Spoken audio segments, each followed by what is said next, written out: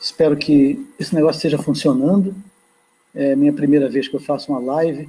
Já participei de conversas no Zoom, tal, mas live eu nunca fiz, é a minha primeira. Tô aqui com um uísque na mão, porque, afinal de contas, falar de Maurice Capovilla e Lupicínio Rodrigues sem uísque é meio difícil, né? Mas boa noite para todo mundo, espero que estejam com saúde. Fora Bolsonaro, daqui a pouco, em meia hora, eu vou parar tudo, porque tem que ir para a janela, bater panela e gritar fora Bolsonaro. Hoje é dia. E queria deixar claro, assim, que, primeiro, antes de mais nada, que eu não estou aqui falando pelo Capovilla, né? Eu estou falando sobre o Capovilla, né? É diferente. O Capô não pôde fazer essa live e eu estou aqui cobrindo esse espaço e começaria justamente falando isso, que eu tive a sorte de fazer um livro junto com o Capô há mais de 10 anos atrás, um livro chamado Maurice Capovilla, A Imagem Crítica. É um livro que, inclusive, está na internet, pode ser baixado em PDF gratuitamente, é só botar no Google Maurice Capovilla, A Imagem Crítica, e vocês vão encontrar lá o site da imprensa oficial de São Paulo, com o livro inteiro para baixar. Então eu conheço um pouco da obra do Capô, a gente já conversou muito sobre cada filme dele e tal, e quando eu fiz esse livro, quando nós fizemos esse livro, ele já tinha esse projeto Nervos de Aço para fazer, ele já queria fazer isso, ele já tinha roteiro, tinha 1000 ideias, e ele foi concretizar mais recentemente, né? E é um filme nascido da paixão dele pela obra do Lupicínio Rodrigues, né? Um compositor de temas melodramáticos, cheio de mulheres traidoras, invocações de vingança, acusações de calúnia, gritos de nunca mais e volta, volta. Enfim, esse mundo do Capô, do Lupicínio Rodrigues, que o Capô tentou retratar nesse filme, mas com uma visão crítica, né? O que é bacana é que o Capô ele não embarcou apenas na loucura dos casais do Lupicínio, nessas figuras das mulheres traidoras, das mulheres traiçoeiras, da mulher cobra, né, e dos homens traídos, vilipendiados, pobres coitados e tal. Mas ele tem uma visão crítica sobre esse universo que está personificado no personagem da Maria Rosa, né, que é uma mulher já com a consciência feminista, uma consciência contemporânea, e que está ali contestando e questionando o machismo, né, latente nas canções do Lupicínio, né? Então é muito interessante a gente ver o Arrigo como alguém que, de alguma maneira, personifica esse macho lupiciniano, né? E a Maria Rosa como essa mulher que contesta, que questiona, que não se vê no lugar dessa mulher cobra, dessa mulher que maltrata os homens pela traição, que maltrata os homens pela falsidade, né? Tomando meu uísque, que é absolutamente necessário. E é bacana ver esse jogo, né, entre essas duas visões, uma visão tradicional das buscas do Lupicínio e uma visão contemporânea expressa na Maria Rosa, e nessas novas configurações, né, que além do amante que a Maria Rosa tem também uma mulher que se interessa por ela. Então é uma coisa que traz as discussões para questões mais contemporâneas de diversidade sexual, etc. Eu acho que é um roteiro muito hábil, né, e que ele consegue emplacar ali no misto de drama e música, né, que é o que faz o termo melodrama, né? É melodia e drama, né? Então você tem drama e música conjugados, se intercedendo, né, com várias interseções, na medida em que eles ensaiam o show, eles estão também discutindo as suas questões pessoais, os seus laços amorosos e tal, com uma presença estupenda do Arrigo, com essa voz rascante, às vezes suave, às vezes rascante, com que ele canta as canções, e a Maria Rosa, com essa doçura, esse calor, né, que ela traz também para a cena. Eu acho tudo muito bacana. Musicalmente, o filme é uma delícia, um deleite permanente, né, porque os arranjos do Matias Capovilla, que é filho do Capô, né, que toca o trombone de vara ali, ele que fez todos os arranjos, fez a direção musical do filme, ele compôs realmente versões das músicas do Lupicínio muito variadas, que vão para o bolero, vão para o jazz, né, e eu acho que musicalmente também o filme tem esse valor, né, muito interessante também. Eu estou vendo aqui que já tem uns amigos assistindo, muito bacana. Esse filme, na obra do Capô, ele tem ele é parecido e é diferente ao mesmo tempo dos outros filmes dele. É parecido porque trata de artistas. Eu acho que Capô, ele sempre, se a gente reparar, os personagens do Capô, eles são, de alguma maneira, geralmente são artistas. Né? Você tem lá o Profeta da Fome, você tem o Faquir, né, que sobrevive de passar fome, né? Ele ganha dinheiro passando fome, é o artista da fome, né? Uma coisa inspirada no Kafka, no artista da fome do Kafka, e na estética da fome do Glauber Rocha, também, que foram as duas matrizes que o Capô usou para criar essa figura do Profeta da Fome, é o artista da fome. Né? Você tem o Bebel, Garota Propaganda, que é uma modelo, né, que também, lá em 1967, o primeiro longa dele, né, na época do Cinema Novo, né, em que é uma modelo que aos poucos vai também meio que decaindo na profissão e acaba quase que à beira da prostituição. Você tem o Jogo da Vida, né, que são artistas da sinuca, artistas do jogo, artistas da malandragem, né, baseados no livro do João Antônio, que, aliás, tem músicas do Aldir Blanc, nosso querido Aldir Blanc, agora saudoso, que nos deixou há poucos dias, músicas do Aldir Blanc e do João Bosco, e são geralmente artistas da bola, do futebol, né? O Capô, ele também é um artista da bola. Né? O Capovilla, para quem não sabe, foi jogador de futebol, ele jogou desde garoto, 12 anos, ele já jogava no Infanto Juvenil, lá do Valiense, da cidade de Valinhos, onde ele nasceu, no interior de São Paulo, perto de Campinas. Depois ele foi para o Infanto Juvenil do Guarani de Campinas. Né? E chegou a ser convidado para o Fluminense, para jogar no Fluminense. Chegou a treinar no Fluminense alguns meses, e depois o pai dele chamou ele de volta e disse, não, vai cuidar da sua vida direito, vai ter uma vida decente, não é coisa de jogador de futebol.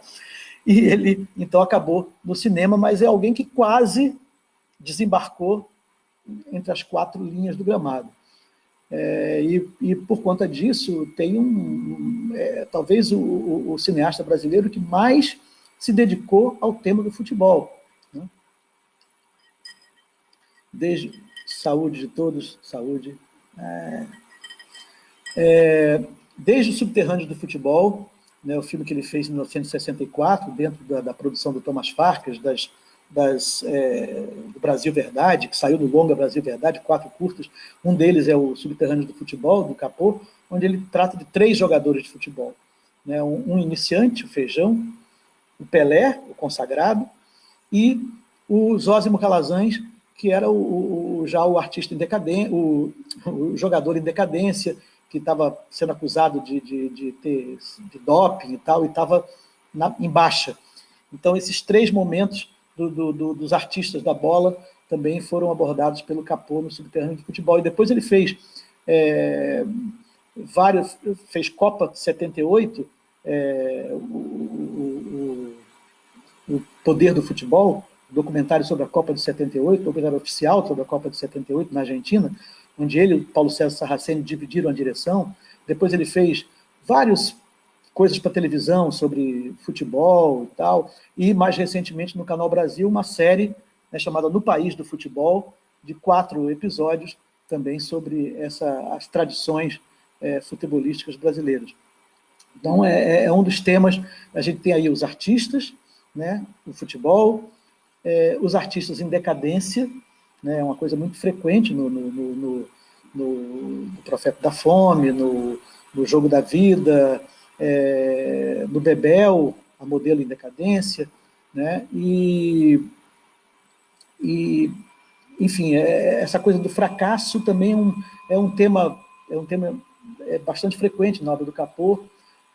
Quando ele fez, inclusive, o Jogo do Poder, lá o 78, Copa de 78, o Poder do Futebol, ele e o Sarraceni dividiam a direção. E eles combinaram que cada um ia se ocupar de um aspecto da Copa, os derrotados e os vencedores. E o Capô disse, não, eu quero os derrotados. Ele achava que o fracasso, a derrota, tem muito mais dramaturgia do que a vitória. E se a gente pensar bem, é verdade, né? Os fracassados, os derrotados, têm mais história para contar, tem mais drama, né? Tem mais dramaturgia. E o Capô, enfim, para assim, meio que concluir essa primeira parte da minha conversa, o Capô é uma figura de uma riqueza extraordinária. Ele é, infelizmente, pouco conhecido porque ele é muito modesto, né? Ele nunca se promoveu, ele nunca foi para as luzes dos refletores, tal, mas ele é um cara incrível que tem uma filmografia fantástica no cinema e na televisão, né? Se vocês olharem no meu blog, carmatos.com, carmatos.com, recentemente eu publiquei um artigo com vários vídeos que o da Cavídeo ajudou a restaurar e a divulgar no Vimeo, de coisas que ele fez para televisão, coisas incríveis, telefilmes, no momento em que o Brasil ainda não fazia telefilmes, nos anos 70, 80, e o Capô dirigiu vários telefilmes, vários muito criativos, né? Programas para o Globo Repórter que ele fez, Os Últimos Dias de Lampião, é um marco na junção entre documentário e ficção do cinema brasileiro, né? Ele fez para a televisão, para o Globo Repórter, mas é um clássico do cinema brasileiro. Capô dirigiu telenovelas, dirigiu minisséries institucionais, fez muita TV, ajudou a criar TVs comunitárias por aí, foi professor de cinema, emérito em várias instituições, desde a antiga SCC, que depois virou a ECA USP, na primeira escola de cinema da USP. O Capô estava lá no início do ensino de cinema na USP. O Capô estava no início do ensino de cinema na UNB, a Universidade de Brasília. O Capô foi professor na Escola Internacional de Cinema e Televisão em Cuba, em San Antônio de los Baños, em Cuba. O Capô foi professor no Instituto Dragão do Mar, no Ceará. O Capô criou o ensino de cinema, de audiovisual, na usina de arte de Rio Branco, no Acre, onde ele passou um bom tempo lecionando e formando gerações ali de jovens criadores do audiovisual no Acre. Então é uma figura que tem um histórico maravilhoso no cinema brasileiro, no ensino do cinema brasileiro, e ele chega ao Nervos de Aço com essa bagagem, né, e faz um filme que, ao mesmo tempo, é um filme que traz esse histórico embutido de alguma maneira, e é um filme jovem, é um filme diferente dos que ele tinha feito até então. É um filme musical, ele nunca tinha abordado a música diretamente, assim como nesse filme, né? Embora tenha feito programas musicais para televisão, isso ele fez, mas não um filme musical como esse, que é meio filme show, filme ensaio de show, né? Um filme feito em família, né, de alguma maneira, feito com amigos, com filho, Matias fazendo a direção musical, a produção musical, os arranjos, com a Marília Alvim, sua companheira há quase 40 anos. Marília fez a produção executiva do filme, do Nervos de Aço, e montou o filme. Marília é uma tremenda montadora, né, que merece ser lembrada pelos produtores, né, e chega nesse filme com jovialidade. Eu acho que é um filme jovem, um filme extremamente simpático, e que traz essa veia crítica da visão do Capô em relação a todos os seus temas, seja ele o futebol, seja ele o outro tipo de esporte, seja ele a arte, né? E no caso aqui a música. Eu não sei se tem comentários, eu não sei como é que eu consigo ver comentários aqui, porque eu tenho aqui do lado, mas eu não sei se tem alguma pergunta. Deixa eu ver se está rolando alguma...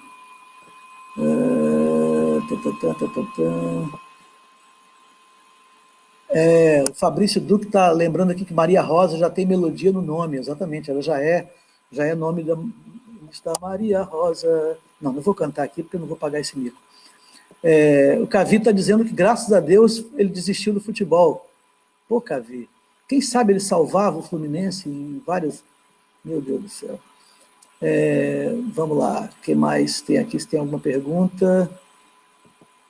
Por enquanto não tem pergunta nenhuma. Estou vendo só elogios ao Capô, vamos promover o Capô, etc. Mas é isso. A Cavídeo lançou recentemente, já há algum tempo, um box de DVDs, né? Que tem, eu acho que 4 DVDs. Acho que o Jogo da Vida, eu anotei aqui em algum lugar. O Bebel, Garota Propaganda, o Profeta da Fome, o Jogo da Vida e Armada, o penúltimo longa do Capô, que é sobre teatro, né, que é um filme também que trata de personagens dentro do mundo do teatro.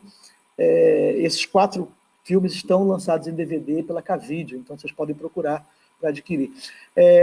O Armada é um filme curioso porque o Capô estava fora do cinema já há bastante tempo. Ele passou aí, eu acho que quase...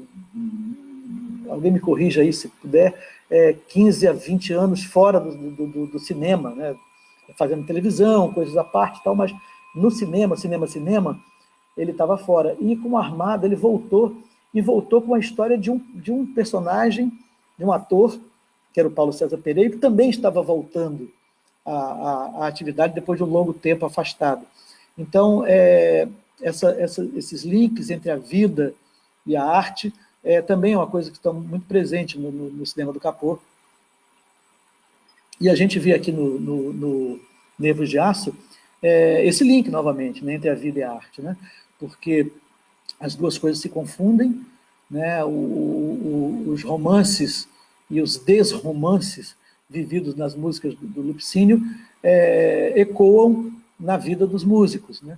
Então, é interessante a gente pensar nesse link entre vida e arte também.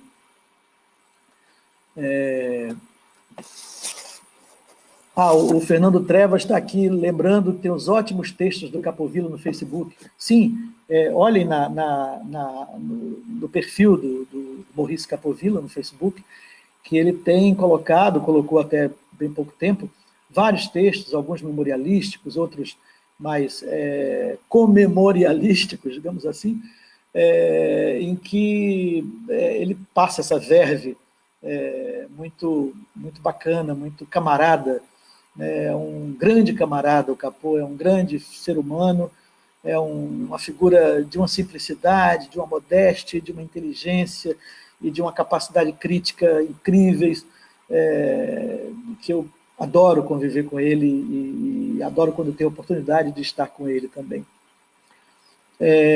O Cavi está perguntando como conseguimos comprar o livro sobre Maurice Capovilla. Não precisa comprar, o livro está de graça na internet, no site da imprensa oficial do Estado de São Paulo. Vocês podem botar no Google ou o título do livro, Maurice Capovilla, A Imagem Crítica, ou entrar no site da imprensa oficial do Estado de São Paulo, que lá tem os PDFs todos para baixar, com os livros completos, com as fotos, não só esse do Capovilla, com toda a coleção Aplauso, que é uma coleção incrível que a imprensa oficial do Estado de São Paulo fez ali por volta do início dos anos 2000, em que vários diretores de cinema, roteiristas, gente de teatro, atores, escreviam suas biografias, suas autobiografias, em conjunto com jornalistas.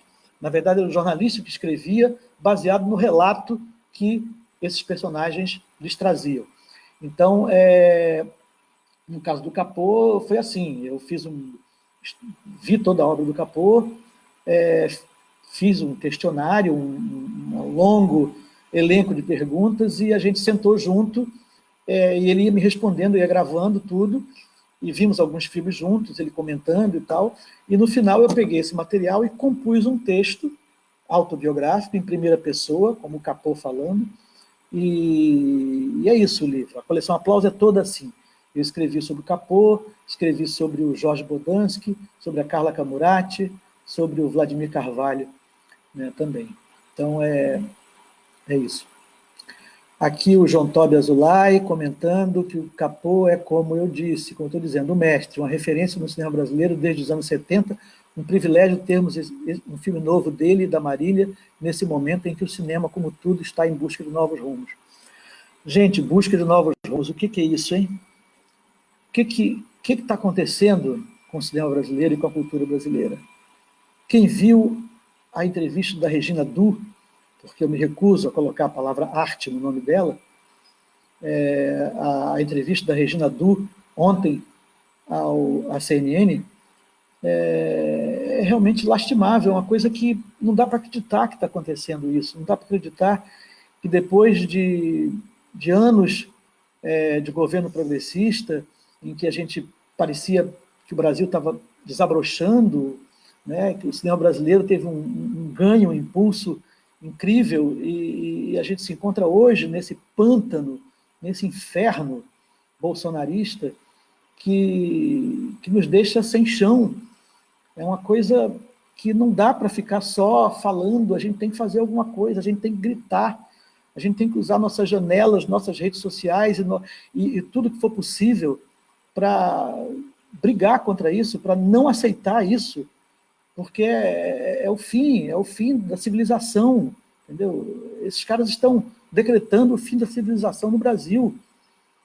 É muito grave a gente ter que enfrentar, além de uma pandemia de vírus, uma pandemia de governo. Né? É revoltante. Você me desculpa entrar com esse assunto aqui, mas, enfim... O Zanin, Luiz Zanin, querido colega de jornalismo da Crítica, está pedindo aqui que ele e a Maria do Rosário queremos que você fale dos dois filmes dele, dos quais gostamos muito, Subterrâneos do Futebol e Profeta da Fome. Talvez o meu querido casal tenha chegado um pouquinho atrasado, eu já falei um pouco sobre isso, mas posso falar um pouquinho mais. O Subterrâneos do Futebol é um filme que...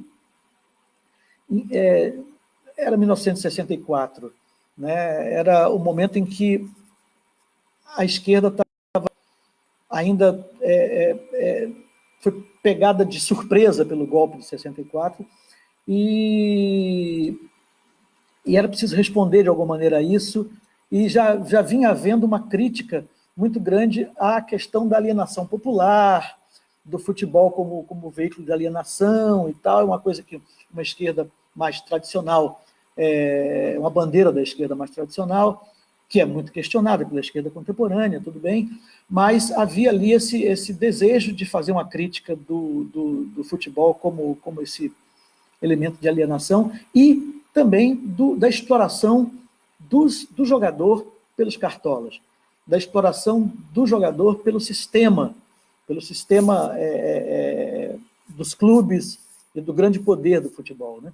Então, o subterrâneo do futebol tem isso, essa palavra já diz, subterrâneos. Nós vamos buscar o que está por baixo dessa euforia dos estádios, etc. Né? E o filme é muito crítico porque ele vai mostrando como um jogador iniciante, o Feijão, está ascendendo na carreira, como o Pelé chega nesse auge, né, de ser consagrado, 64, tinha vindo as 2 Copas do Mundo, que o Pelé tinha ajudado a ganhar, 58 e 62, e um jogador em decadência, né, o Zózimo Calazans. Então, nesse arco, entre esses 3 personagens, o Capô mostra um pouco o destino do jogador, como era efêmera essa glória, né? Como era duvidosa essa promessa do futebol como redenção das classes populares, das classes pobres e tal. mais uma vez aqui um brinde no esquinho, para o Capô, Lupicínio Rodrigues, Zanin, Rosário, todo mundo. Então, o filme tem essa coisa que, ao mesmo tempo, o Garrincha Alegria do Povo, né, que foi o filme que também deu pontapé para o Capô querer fazer o Subterrâneos do Futebol. O Garrincha Alegria do Povo era essa euforia, né, essa efeméride do futebol, essa figura extraordinária que era o Garrincha. E o Subterrâneos do Futebol chegou como um dado crítico ali nessa parada, né? E o outro filme é O Profeta da Fome, né? A gente já falou um pouquinho também, essa figura do faquir, né? Que ganha a vida através da fome, da necessidade, né? E com Mojica, Zé Mojica Marins, né? O grande Zé do Caixão, também nos deixou há alguns anos atrás. É um filme também que vê o Brasil por esse lado um pouco de um certo fundamentalismo, de uma certa fanatismo por essas figuras, um fanatismo religioso que está dentro do filme também, mas principalmente por esse personagem extraordinário que o Mojica faz, que é o faquir, que no momento em que os homens estão tentando chegar à Lua, já havia a coisa da corrida espacial, etc., e o filme faz esse contraste entre esses grandes projetos modernos, né, da época, e essa figura arcaica do faquir que ganha a vida perdendo peso, perdendo carne, né? Ele come com a carne que ele perde do próprio corpo, né? É um filme incrível, com uma fotografia extraordinária, uma interpretação fantástica do Mojica, e é um super clássico do cinema novo. O Capô ele tem uma passagem pelo cinema novo curiosa, porque ele não estava no núcleo duro do cinema novo, né, que era o Glauber, o Joaquim, o Leon, o pessoal que estava no eixo Rio-Bahia, né, que era o cinema novo, era o eixo Rio-Bahia. São Paulo estava um pouco à margem disso, e o Capô representa esse elo entre o cinema novo carioca, baiano e São Paulo. O Capô cresceu em São Paulo, em Valinhos, Campinas, São Paulo, e veio para o Rio mais tarde, e aqui ele fez sua carreira, na maior parte, e ele é um pouco esse link entre o cinema novo e São Paulo.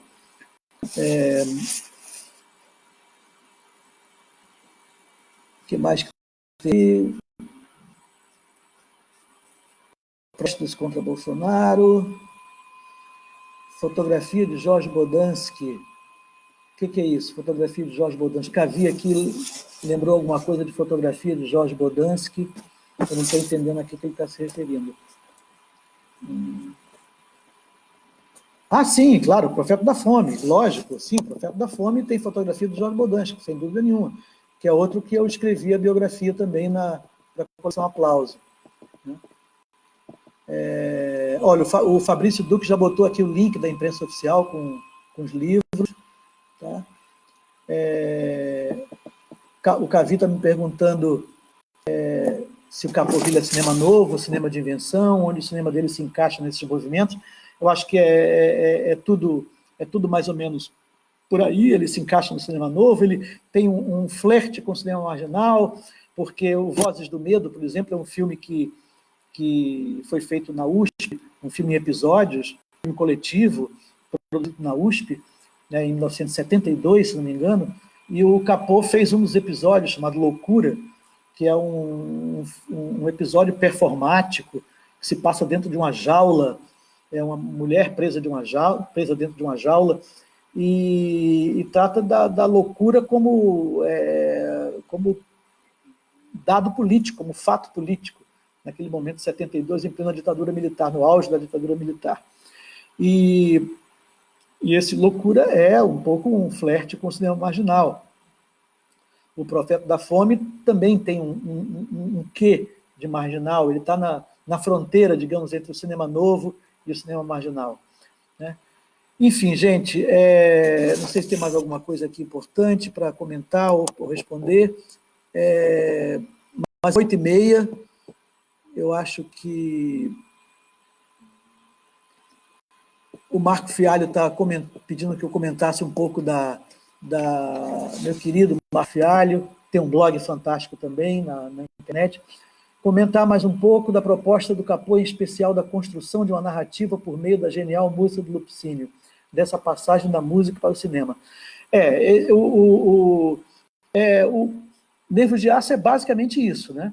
É uma transição entre a música e o cinema, entre a melodia e o drama, que faz o melodrama. E é muito interessante como o roteiro faz essa junção dos temas do Lupicínio com os temas da vida dos personagens, e esse final que cria uma solução mágica para a presença da Maria Rosa no show, né, já que ela atrasou, que ela não compareceu à estreia final do show que eles tanto ensaiavam, e ela aparece nesse vídeo, nessa tela, né, com essa visão virtual, que quase lembra a gente agora o que a gente está vivendo na pandemia, né? Essa virtualidade, ela aparece numa tela, né? E não pessoalmente. E é uma solução mágica, puramente audiovisual, totalmente cinematográfica, que ele cria para resolver, né, essa ausência, presença dela. Acho bem interessante. Gente, isso, está na hora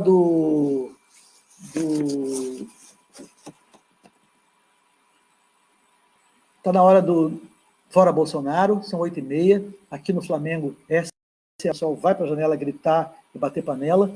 Então, por favor, continuem se cuidando, fiquem em casa o mais possível, tá? Curtam as coisas que existem na internet, entre os amigos, no telefone, liguem para os amigos com frequência, conversem através do Skype, do Messenger, de onde for possível, se vendo, que é importante, né? E saúde para todo mundo, fora Bolsonaro e viva Capovilla!